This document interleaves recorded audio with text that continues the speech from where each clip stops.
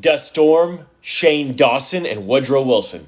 What's up, folks? This is Brian Gaddis with Google Trends for Saturday, June 27th, 2020. We got a lot to cover, so we will go right in. Dust storm is trending. Massive dust storm, massive Saharan dust storm is covering the U.S., and we are seeing this in the skyline of Dallas.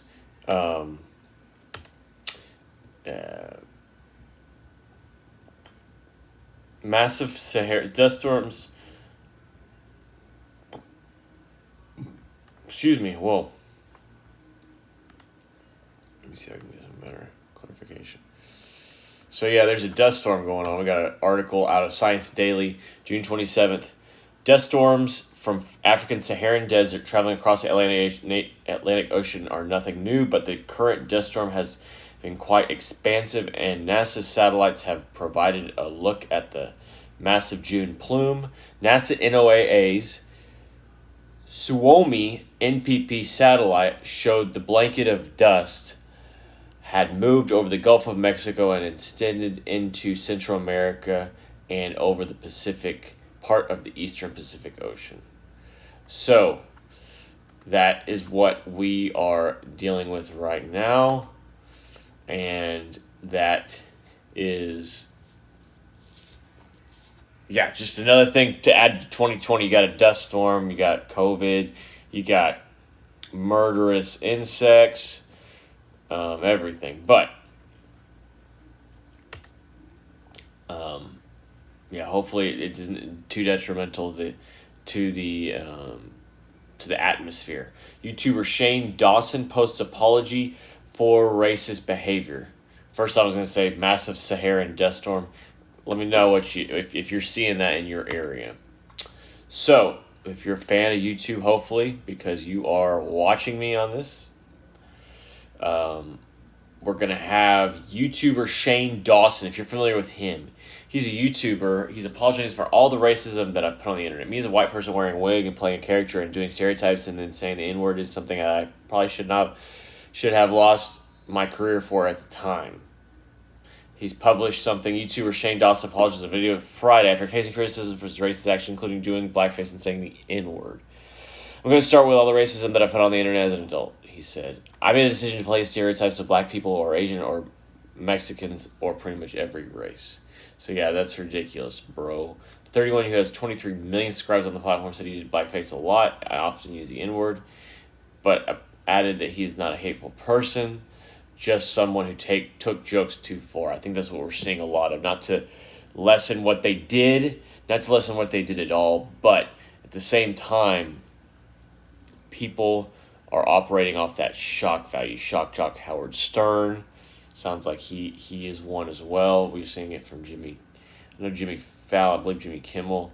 Blackface is something that I did a lot on my calendar. He said I can't imagine what it would be like to be black and see this white blanking guy do blackface, and the whole internet being like, LOL, that's insane, and I'm so sorry. Dawson apologized in 2014 for doing blackface, saying, everyone knows I'm not racist. In his video Friday, he said that he gave excuses for it at the time, despite knowing it was wrong. Didn't actually look into the history of it and why it was so wrong. I'm sorry I added to the normalization of blackface, or the normalization of saying that N-word. Me as a white person wearing a wig and playing a character and doing stereotypes, then saying the N-word is something that I should have probably lost my career for at the time. He said he was inspired by a similar video by YouTuber Jenna Marbles, who on Thursday apologized for the racist video she had made and announced that she was quitting vlogging for the foreseeable future. Wow. Dawson has been making videos on YouTube for more than 10 years.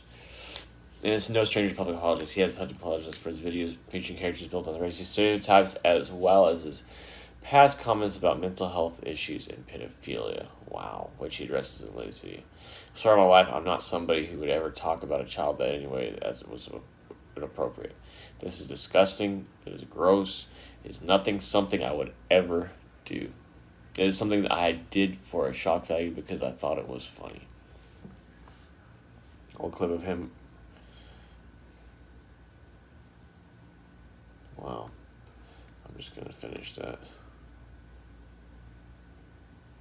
Yeah. Wow.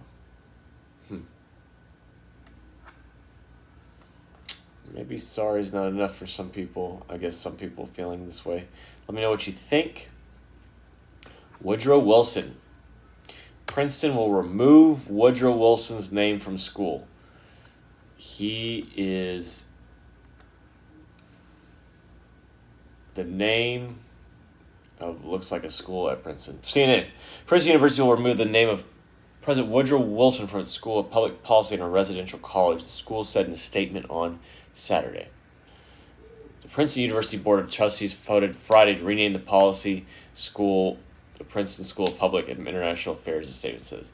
College formerly known for him will be known as the first college in recognition of its status as the first of the residential colleges that now play an essential role as in the residential life of all Princeton undergraduates. That was a whooping. We have taken this extraordinary step because we believe that Wilson's racist thinking and policies make him an inappropriate namesake for a school whose scholars, students, and alumni must be firmly committed to combating the scourge of racism in all its forms, it really says. Wilson was the country's 28th president from 1913 to 1921. He previously had been the president of Princeton, the governor of New Jersey. Wilson's racism was significant and consequential even by the standards of his own time. Princeton President Christopher Gruber said in a statement, he segregated the federal civil service after it had been racially integrated for decades, thereby taking America backward in its pursuit of justice.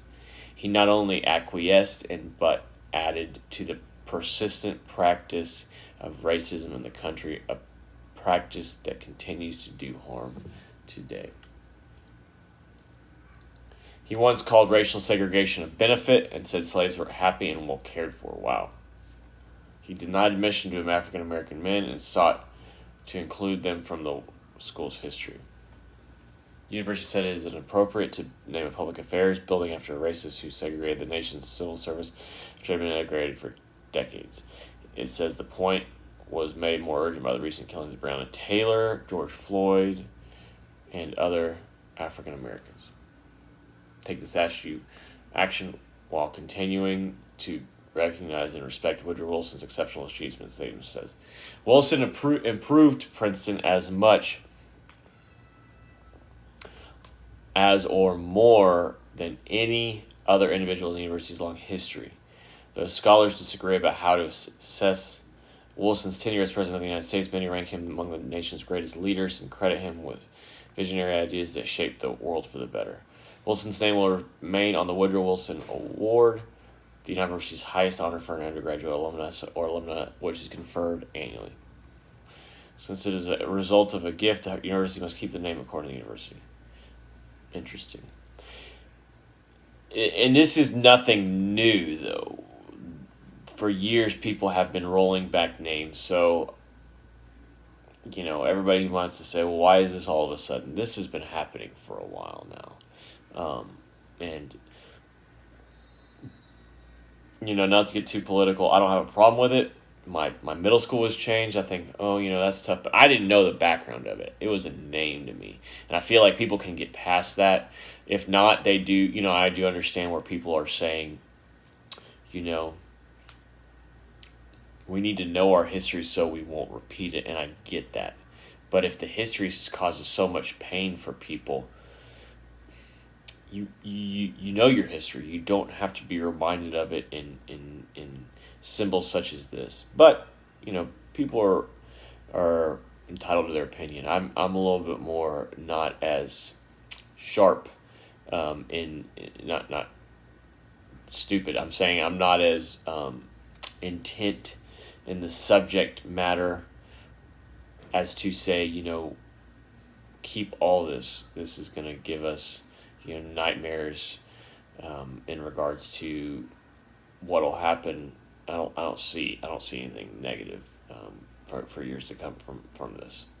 I think it's nothing new to do this, and some people say, oh, that doesn't make it right. Well, I get it. I definitely get it.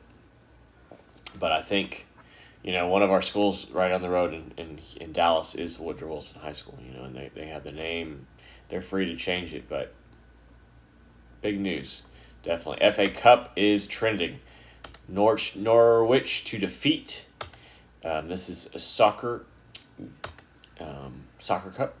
Norwich to defeat Manchester United in FA Cup suffered with magic of packed Carrow Road.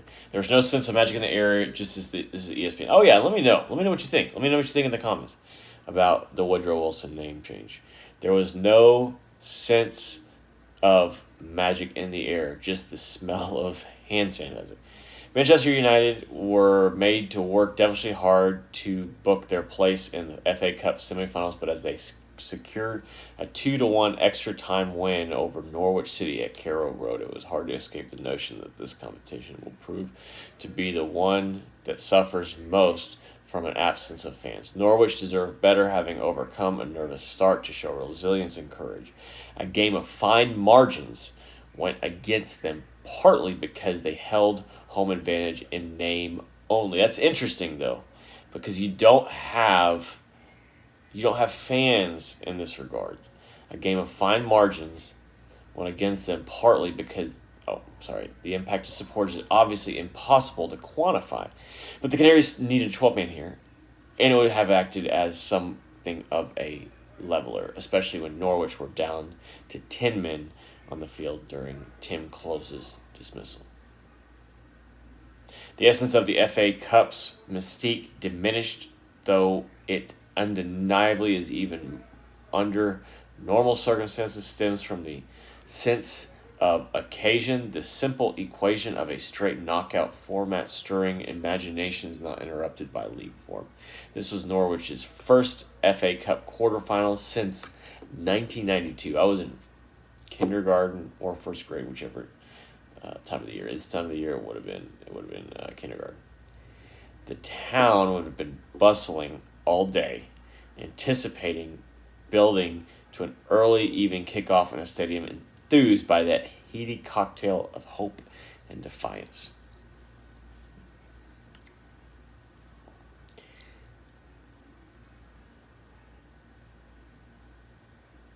So,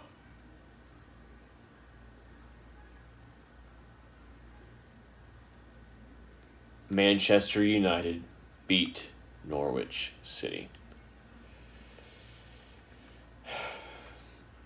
Ron Jeremy pleads not guilty. Andrew Tolles jailed from the Dodgers in Florida on trespassing charge. Milton Glaser from the I Love New York art. He has passed away. The Travelers Championship golf tournament. Mike Henry will no longer be the voice of Cleveland on the Family Guy. Pekona Roseway, Jojo Siwa, Pierce Brosnan,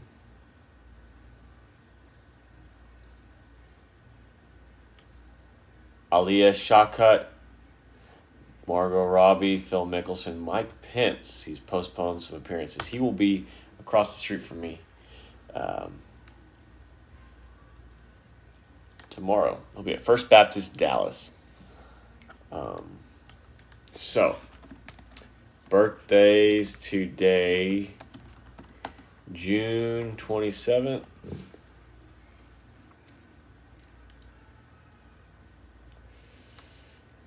All right. We got Khloe Kardashian. It is 3/6. If I can get that right. Happy birthday to Khloe. Drake Bell is 34. Let's see what we got. Tobey Maguire is 45. Wow. Didn't know he was that more mature.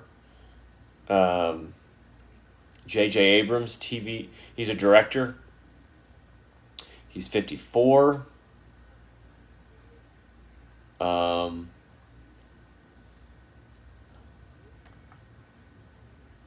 So let me see what else we got. I'm gonna do a little cross section of this. Yeah, happy birthday to Chloe, J.J. Abrams, Toby McGuire, Helen Keller, born in 1880 on this day. Such a pinnacle person in history.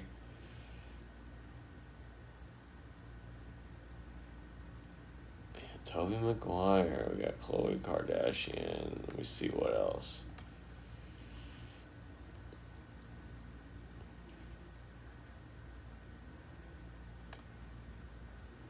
Chandler Riggs from The Walking Dead.